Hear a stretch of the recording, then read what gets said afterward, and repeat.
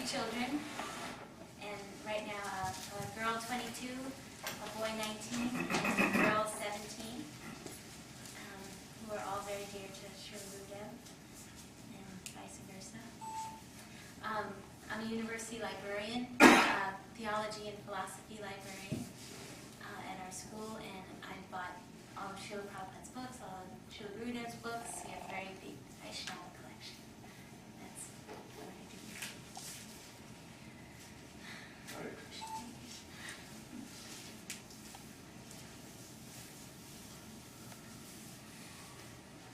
So my name is Bhakta Carl, and I first met Gurudev in January of 1956, when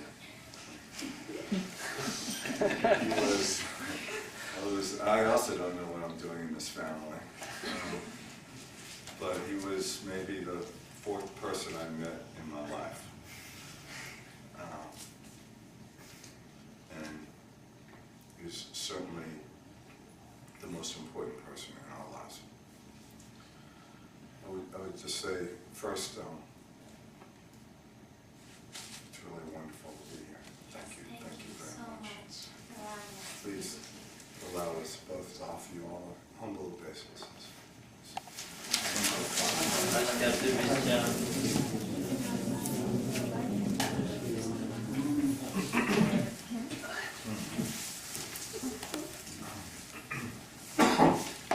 I'm so glad we started that way, because really this is what we'd like to just share, whatever we have with you, and hope that everybody will share together, in experiences and realizations. We're all in the same place. Yeah, this is really nice. We're just full of joy to be here with you. And please, we're not giving a presentation or something like this. Anytime, if you have something to say, if you have some remembrance you want to share, or you have any questions you'd like to ask us, don't wait till the end. Just as you think of them, just chime in and ask right then. That's not a problem. Don't feel you're interrupting or anything like this. It's also, really nice thinking about Srila Gurudev's godbrothers, and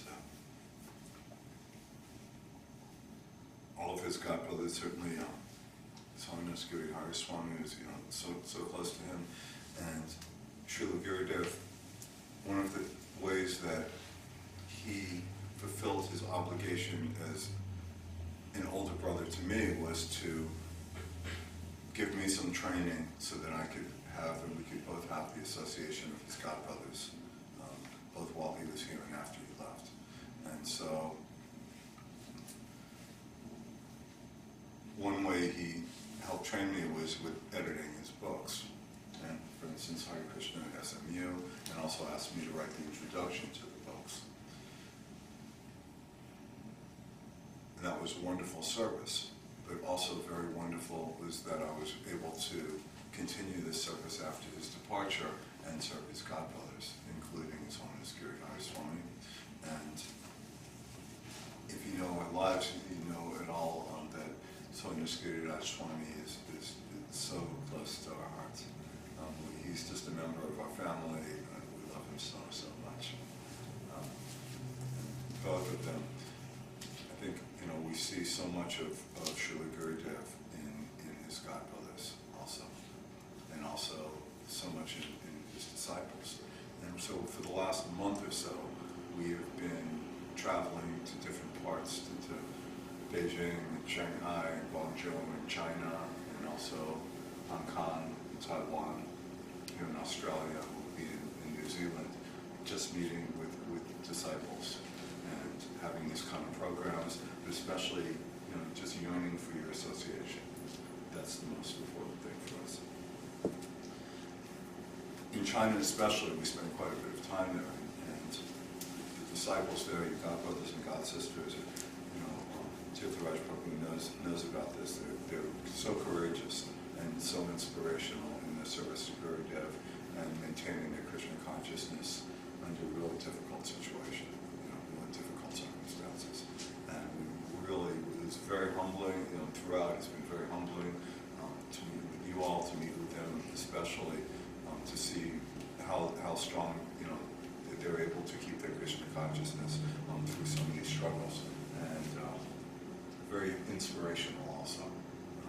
It really inspires us to try to strengthen our own resolve in Krishna consciousness. I mean, just, you know, being this wonderful kirtan, and we were remembering, I think Paul Stella also had the same thought, being a kirtan in one town in China, and we had to listen to the kirtan, Hare Krishna, Hare Krishna. No kartals, no drum. No kartals, no drum, no harmony. We had to do it really quietly. So the 20 neighbors would not hear. Police would not come. Everybody's coming separately. Not you know, chanting especially on clickers to be a little more discreet, and really made us appreciate, you know, the freedoms we have to be able to worship, and also say, like, you know, we've got no excuse for our fallen condition. You know, under the most difficult circumstances, they're holding on. But anyway, I'd probably like to hear a little bit about Gurudev, especially, and sometimes maybe before you knew him. He was, as soon as I was born, the most extraordinary brother to me, most extraordinary person.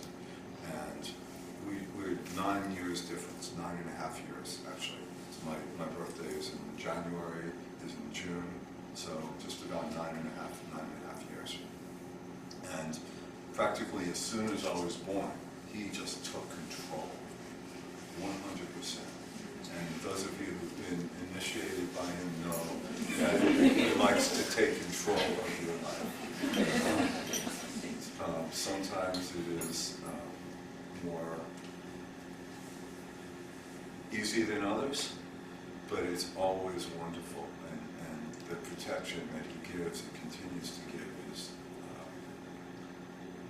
you know, he learned this, of course, from Srila Prabhupada, but also this is in his personality. And so immediately he declared not just that, you know, his love for me as a baby, but I was his baby.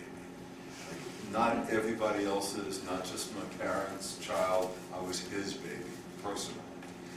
And there's so many family pictures of him, you know, leaning over the cradle, the changing table. He would actually want to change my diapers and clean me, you know, not so nice. Like a 9-year-old boy would want to do this. Just think about that, you know.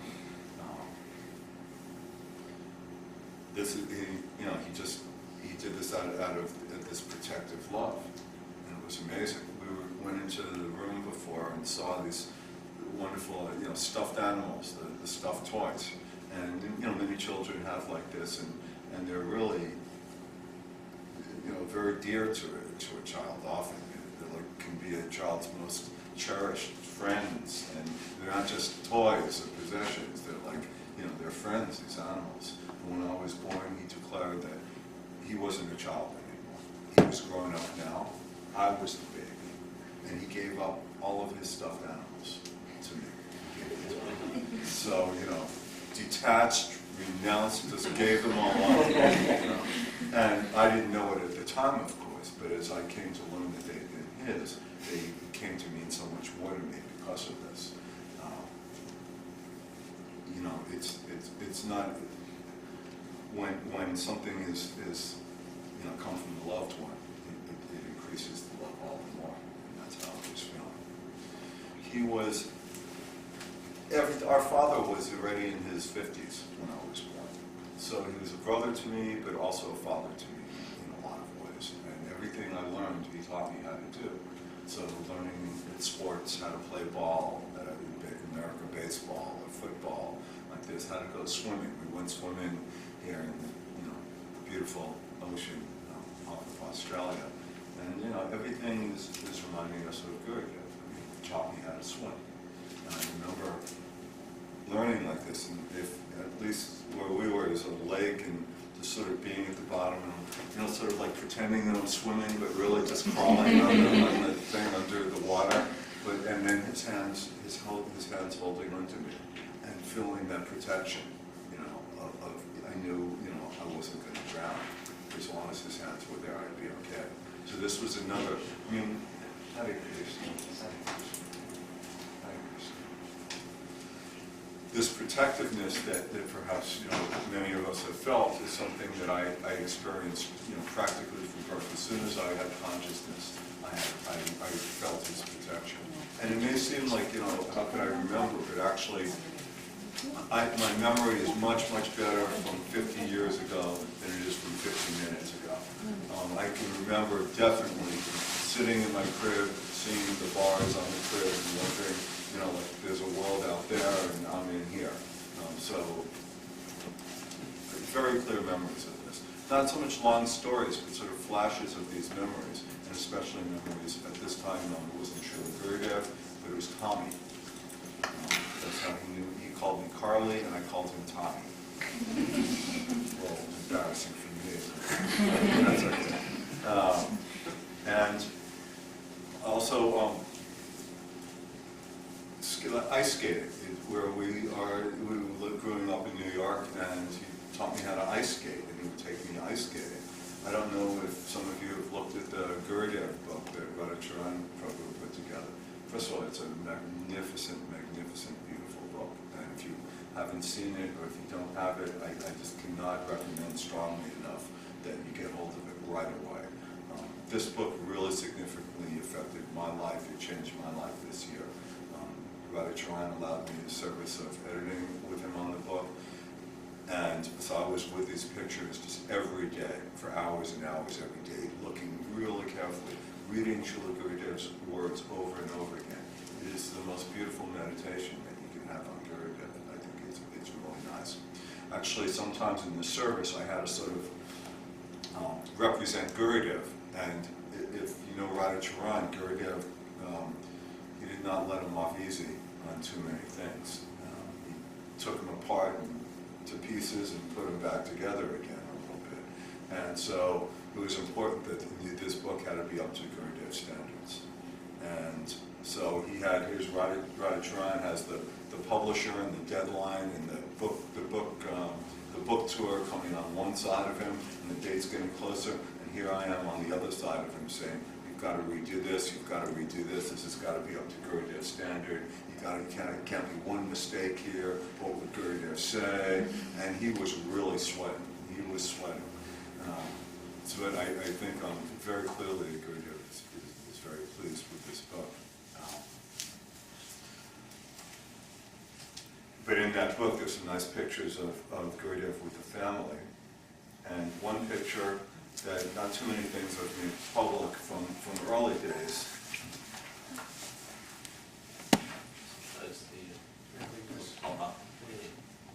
Gotcha. What's that? No, there's Paul. Oh, no.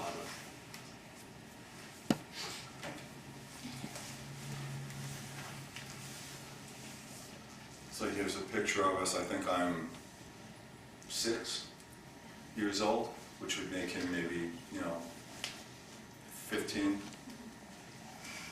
And I think, to me, this picture really characterizes our relationship. I mean, you could really see the love and protectiveness of him at this time. He was very good looking. I mean, seriously. He was really, and of course I'm a little bit biased, but he also, when you see pictures of him as he turned into a teenager, and he's, maybe you saw this also in your experience, he always looked much taller than he actually was physically.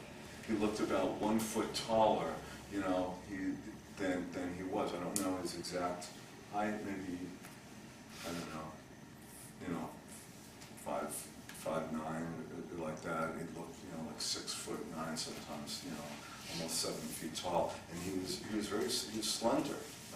He had big shoulders as a teenager, but very slender waist. And he really cut a very striking figure, I think.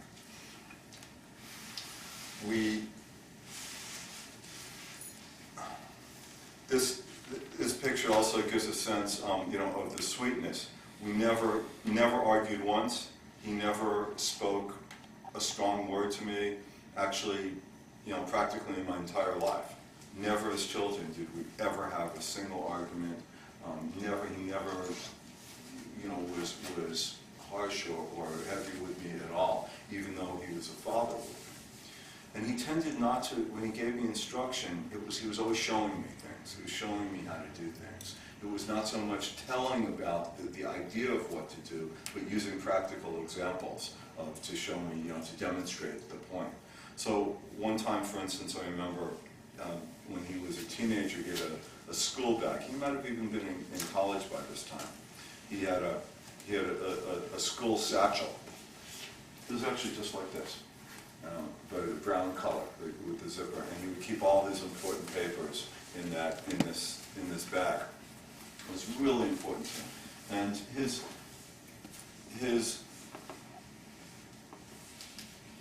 work, he took it very seriously, then as much as later.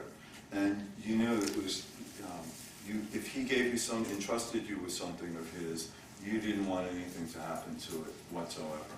So one day we were playing, he would take me to this place where there were different children's games. One was a game you rolled the ball and it just went up into like up a ramp and then went into holes, into like little target holes, skee ball they used to call it. And so he took me to this place to play skee ball, and he would take a turn and I would take a turn. And I was always in awe of him. I mean, he was my hero. He was, my worshipable deity. Seriously, I just thought he could do no wrong. I was always like every moment, constantly. And he would just shower me with love constantly. He was looking down with love, and I was looking up with love, but in a very, not awe and reverence, guru disciple, but a different kind of awe, as one might look up to him like that. So when he was taking his turn, I couldn't keep my eyes off of him. That's all I could watch. So he said, all right, you watch my bag once while it's my turn. And there was a counter there with a man working behind the counter, and then stools, seats in front of the counter. And he put the bag on the seats and said, all right, you watch the bag while it's my turn. And so he went on his turn, and I just couldn't keep my eyes off him. He watched me, and he must have noticed this. So then when I was taking my turn, maybe he must have talked to the man behind the counter, or whatever. And then he took his turn again, and I'm watching him. And then when he's done, he says, okay, get my bag, I need my bag, it's time to go. So I turned to get the bag, and the bag was gone. So it's like, I was devastated. He had asked me to watch the bag, and the bag, it would disappear. We were in the middle of New York City. Actually, this was right on 42nd Street in Times Square in New York City, which was not, at that time, as nice a place as it is today. It was a little more dangerous. There were pickpockets and thieves, and easily could have been stolen. And I just cried and cried. I'm so sorry, I'm so sorry, I'm sorry. And then he turns to the man behind the counter and says, and the man pulls out the bag. So Gurudev, Tommy had told the man, when he's not looking, take the bag and hide it behind the counter. And, I mean, you could see, this is 48 years ago. I have not forgotten that lesson. No question. This is a lesson that I will not forget. And anytime he ever asked me to take care of his things, I kept my eye on it. And when he gave you an instruction, he wanted you to follow that instruction to the T. Right? No concoction, no speculation, I thought I would do it this way instead of this way. If he asked you, that's how it should be done. It's not like you could outthink him. Also, as a child, even before you should, he never commented on it. He let it happen. He didn't say anything else. That's right. The bag was back. He didn't then beat him over the head with it or anything. Right. He just let it stand. Yeah, he did not have to say a word as to what the lesson was. Which I think is like a really point. extraordinary quality. I mean, most of us want to just reinforce the lesson. Lecture. Never once, not at all. But he had ways of getting through. very kind and compassionate as a child, not just to me, but he loved animals, and it was like he really felt this love for other living beings. And he loved to feed the animals. Now, we were living in the middle of New York City, and so there aren't a lot of animals running around. I mean, not the kind that you would, that you want to think about anyway. There were, yeah. But he would go to the park, and the squirrels would come up, and he would bring food for the squirrels in the park. And he'd bring them and actually have them eat from his hand. They would climb up on his lap and eat things from his hand. And squirrels, they might look cute, but they're not tame pets. And so one time, I don't know, for whatever reason, a squirrel bit him right on the finger.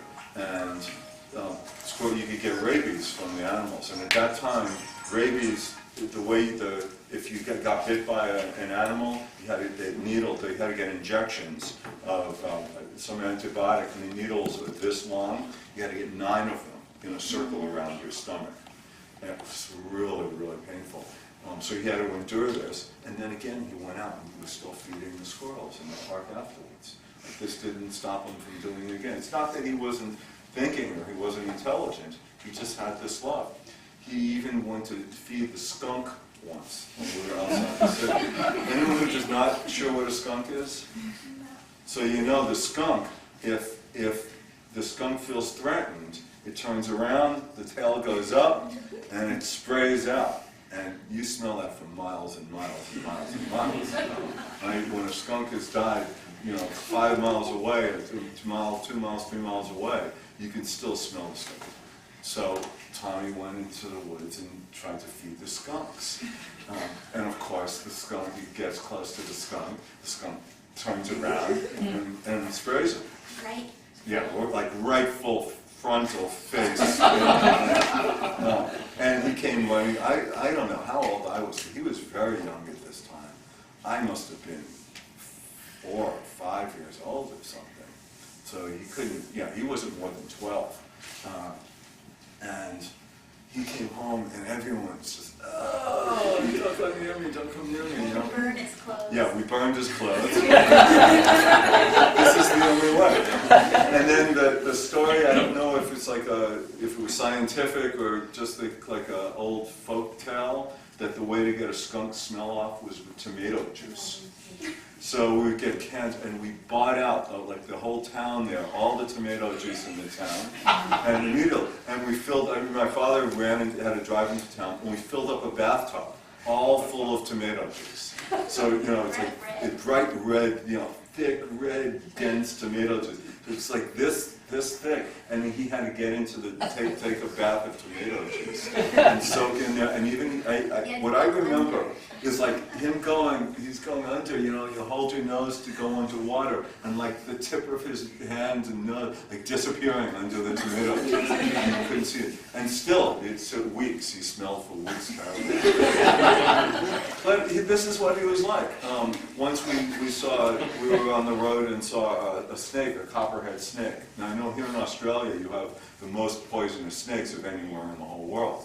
But where we are actually only just rattlesnakes and copperheads. And copperheads, they're copper color heads with a design on them. And we saw one it was like a dirt road that we were walking on. And he just said, look at that. And we just walk closer. Now he didn't try to feed the snake, but there was no aversion, no sense of this is a bad creature or anything like this. Whatever, any animals, he just thought they were wonderful, and he had this real feeling for them, a real care for them. He was very artistic and creative growing up also. And he would draw, but especially he was a potter. He would do pottery on a potter's wheel for a while. And I think, I often forget, there were so many things I did unconsciously in imitation of him that I hadn't spoke about this anywhere else. I just realized it the other day, because when I became a teenager later, I also learned pottery, and I taught pottery to children and families. I never made the connection that he had done this, and that it just put something in my head. if he wanted to do something, that was, at some point, I would also want to try to do the same thing. He did the pottery, and he played flute. He played very beautiful flute. And he went to school for pottery. He went to school in Alfred, I believe, University or college. It's one of the best ceramic schools in the United States, and also to Mexico for some time in either Cuernavaca, or there's a town right by Cuernavaca where they have a very well-known pottery school. And whenever he would go away, he would send me postcards. And we have one or two of the Mexico postcards. This would have been in probably maybe 1966 or something like that, right around there. But beautiful flute player. And I would always beg for him to play flute for me. Played like Western classical music he learned, and also studied in school at the uni, as one says here, I guess, and played in the park. He would go out into the public park and play for people. And in this park in New York City, downtown, at this point a little older, he was living on his own. He was living 9 blocks from where Srila Prabhupada was staying, on the Bowery in lower New York City. And he played one park nearby, and where he was living it was like when Srila Prabhupada was there. Prabhupada lived by the Bowery, and that was known as where all the drunks would go.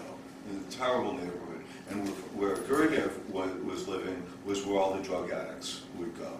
And so it was really, but it was... He wasn't a drug addict, he was, the no, rents were so cheap. The rents were so cheap. So no one That's wanted where to live there. And he was not working, jobs so much. He just liked to play the flute and be in the park. So there he was, playing the flute. And he also played flute in Tompkins Square Park. And maybe you recognize the name of that park because that's where Srila Prabhupada went to chant and preach. And we're told, who told us, maybe when you were there, about he didn't know what he was around? Well, nobody was around and everybody went, and he joined in with Prabhupada. That he was playing in the park, and usually people would come around and listen to him play.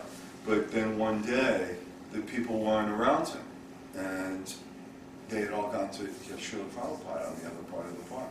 So he must have heard the kirtan also at this time, although he did not meet up with the devotees or meet Srila Prabhupada at this point in his life, maybe 1967, that would have been 66, 67.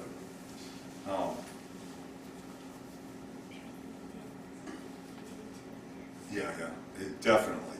All of these things, the art, the flute, he wanted to do it perfectly.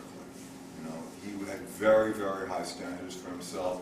If he was going to do something, he wouldn't do it halfway. It was always, you do it, in a superior manner that you could really feel good about. And he would keep doing the things that, he would all day he would play flute. And actually, if there was something that he couldn't master, he would just put it aside almost right away and go to something else that was something he could really do. I guess there are different stories I could tell about this period. Any questions? Anything? Yeah. What did your father do? Our father was from Austria, Yeah. and he was a printer. He was also he was a trade unionist and a communist. And so for him, religion was the opiate of the people. And our house, there weren't a lot of books, but it was a very literate household, but more newspapers. He was a newspaper printer. And he escaped from Austria in 36? And then went back again to rescue some other members of the family when the Nazis were coming in there. And so religion had no part at all in our household. In the 1950s, in America, there was the Red Scare, it was called. Joseph McCarthy was a senator from Wisconsin, and he led like a witch hunt looking for communists in America. And one day our father was coming home from work, and he opened up the daily newspaper, and there was like his name was there on the front page or second page. In a list of suspected spies, communists. And so he had to go underground and disappear for a little while. And he never even went home that day. He didn't go back to work, he didn't go home. He just had to disappear so the government wouldn't get him. So, I don't know, we could skip ahead a little bit, you know, to, also part of the question. Why don't you tell me about what you're doing? Yeah, Gurudev was, because I was always trying to come up with family stories, you know, and no other brothers, sisters, and really, you know, no other family. So there was no one to tell the family stories. Stella is really important for her. Yeah, I like family stories. But, so I was asking him, you know, whether he had ever preached to his father, because he didn't really preach to his brother. Never You know, preached. he led by example, but I wondered, you know, how did his father feel about him joining the movement, and, you know, did he ever preach to him, and what were their interactions like? And Srila Gurudev said that he had sent him a Bhagavad Gita. He sent his father a Bhagavad Gita, and the father, they were talking on the phone. I think the father called him, maybe he called to find out what the father thought of the book. And James is his name. James had read the 1960s. first. Yeah. So this is the 1960s. At this point, my father had given up communism and was part of the anti-war movement in America. Civil rights movement. Civil rights movement to get equal treatment and representation for African Americans, black-skinned people in America, and also against the war in Vietnam, and a pacifist, so against all war. Yeah. So they talked on the phone, and the father had read the first 3 chapters, but then had put it down. And he said to Gurudev, like, what is this religion? It's about war, and not only advocating war, not killing others, but killing your own relatives. What are you thinking? What is this about? How could you, you know, be in this religion that advocates war? And he tried to explain it, you know, the service of the Lord, and it's the actual Lord on the battlefield. But the father was saying, you know, I can't condone war. I put the book down. I'm not going to read it anymore. But if it makes you happy, then I'm happy. And you know, they had a loving relationship. Yeah. But the father couldn't understand this, get past this war thing. You know. But since there wasn't another religion in the house, it was also a little easier to accept this religion. It wasn't like there wasn't something being rejected for Krishna consciousness, which can often be, you know, a source of conflict. So, he also he was in college in New York for I don't know exactly, maybe 2 years. I'm not sure exactly how long. But he often, we see, I mean, Srila Prabhupada preached this way, and Gurudev also preached this way, that a parent must be exemplary, a teacher must be exemplary, that their behavior has to model also what they're teaching. It's not enough that they have some words, that there'll be empty words if they're also not practitioners like this. So he saw in college, he became similar to how he was in SMU when he went back to college, and also in Cambridge University when he was going for his PhD. He developed relationships with the teachers, and this was really the key to his later years, that he felt to develop a relationship, not just to sit in the background and listen to what they say, but to really get to know the teachers and let the teachers get to know him. And so he started to get to know his teachers, and he would go to their homes for dinner and be invited over. He was studying philosophy. He was He studying was always interested in philosophy of all sorts, and not just Western philosophy, but Eastern philosophies. And he always was reading about the Far East. He was very attracted to China, China, India. You know, I think it was a double major, music and philosophy, if I'm not mistaken. It's definitely, I'm sure and it's he talked about, probably. he took a lot of philosophy courses. But he saw that this professor's behavior was not so good. You know, they were smoking, they were drinking, they were doing all sorts of things. He got disgusted with them. He felt he wanted no part of it. How could they teach this Right. good, pure philosophy of whatever it was, So he and left- then be like that. So he left school. That's when he left school altogether. Until, he didn't go back until so many years later in the 1990s. So it was almost 30 years in between when he left school and then went back to school. And he was looking for an excellent teacher. Yeah. He was always looking for a teacher who could really be an example as well as teach him about philosophy. So when he left home, he left New York City, and he would always write these postcards to me. And one that I remember early after he left, first he left and came back, he would still visit. Then he left and he went to Morningstar Ranch in California, not far from San Francisco. And this is he tells us in the book. And he wrote me a postcard and he said, Dear Carly, I'm living in a tree. I hope you are well. Love, your brother. I think it was Tom at this point, no longer Tommy. This was at Morningstar Ranch. It was a commune. It was like a hippie commune. And they were actually, they were living in the trees and staying in the trees. They were actually living without clothing also. They were living naked in the trees. This is Srila Prabhupada came and spoke to them there. And like this, a circle of them, around him, all these naked hippies, and this is the Americans who he's preaching to. And this was like the best of the Americans, practically, who were listening to him.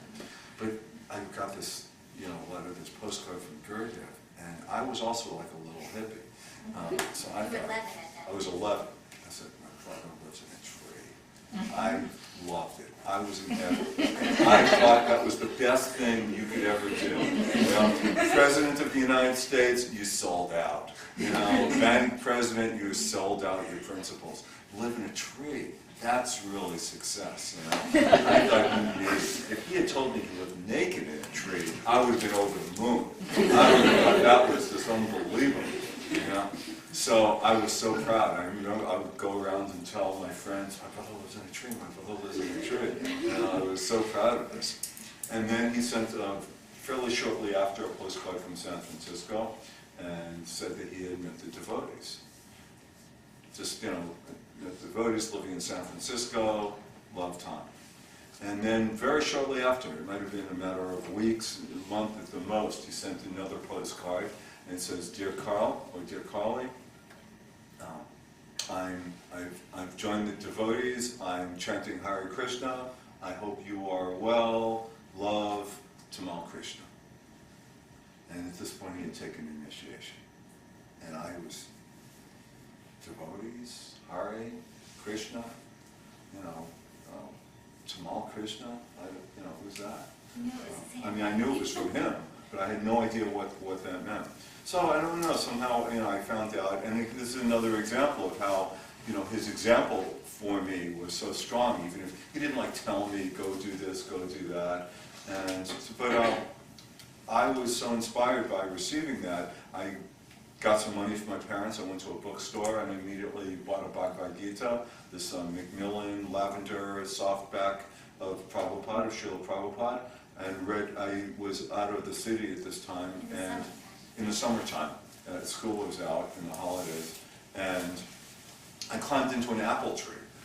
And every day I would go in the apple tree and read the Bhagavad Gita. And again, it did not occur to me until 1 month ago that he was in a tree and I was also trying to imitate him by going into a tree. So every day I'd be sitting, I just thought the place to read Bhagavad Gita was an apple tree. Somehow, I think I was thinking Garden of Eden or something like that, the tree of knowledge, or I don't know what I was thinking. He was 12. I was 12 years old. And the same year also somebody gave me a cat. And I was reading Bhagavad Gita, and the cat was a really wild, it was like a house cat, but it was a really wild one. It grew up in a barn. And so, it lived by hunting mice and killing mice. And if you would walk in the house, if you had socks on, he would attack you with his claws and his teeth and bite you like this. So I called the cat Arjuna. And this is a Kshatriya cat, I thought and you have to understand also, if you've been to New York or know New Yorkers, the mentality of a New Yorker is, we think we know everything. I mean, We live in the center of the universe. Right, and right. we know everything. no one else You're- matters. We know it all. I'm not proud of what I'm saying, but this is, and especially, even more, I don't know that all, somehow when you grow older, you get a little bit of intelligence at least, and you realize, how little you knew as a child. Anyway, so I went, so children are the worst, because the children think, maybe also, if, I don't know if you'll be able to accept this if you're more relating to, as the child to the parents, but I think the parents will also understand that often the child thinks they know more than the parents. And that, they sort of tolerate the parents for a little while until they're old enough, But a New York child is really thinks he knows everything. A boy knows everything. So I read the Bhagavad Gita. I knew the philosophy. What else is there?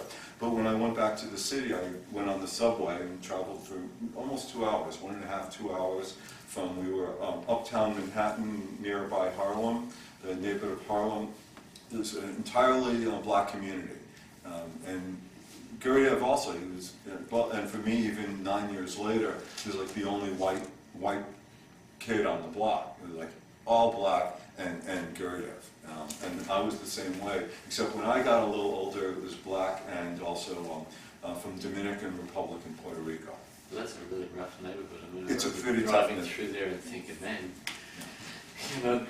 that two lights turn red, if you have to stop. You don't want to stop at the red light. You don't want to stop in Harlem. It's Yeah. like. But your older, and my older siblings taught me too, a certain way to walk, This is right. where to walk, when to walk, who to walk with. It was all a code you had to learn from your older siblings. And that's what Gurdjieff taught me. Like, this is how you stand. You don't challenge someone looking them in the eye.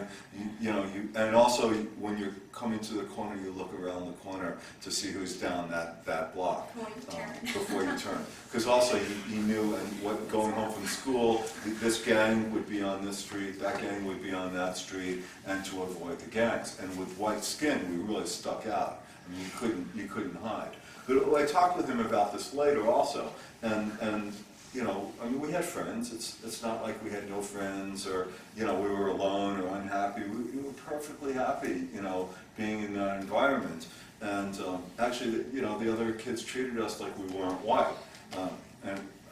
He had similar experience, and I remember talking to some friends of mine, and they were making fun of white people, and they said, "Hey, wait a minute," I said, "Well, you're not white," I said.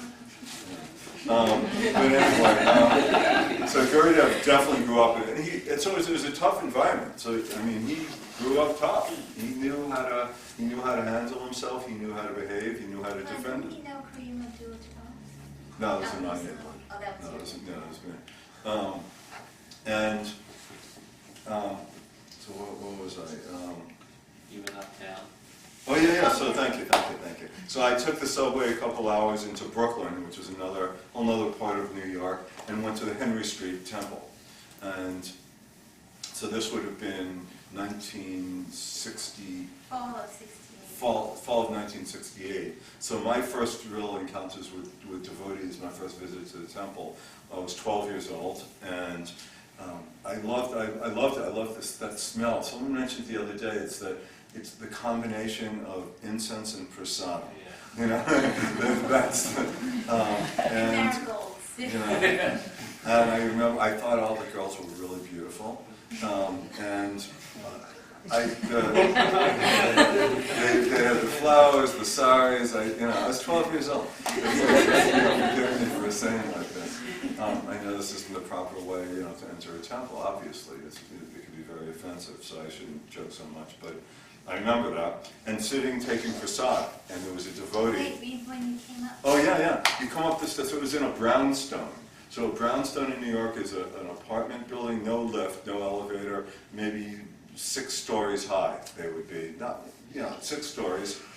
I don't know if Gurdjieff did this, but I know I think he might have. When I was growing up, we used to jump from one building to the other, and they were separated by about this distance. They weren't right next to each other.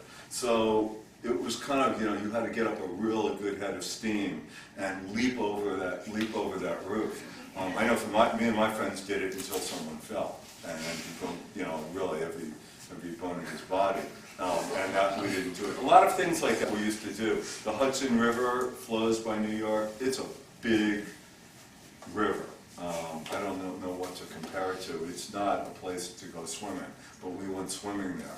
And we would jump off this huge rock, and everything we did, we would tend to do until someone died, basically.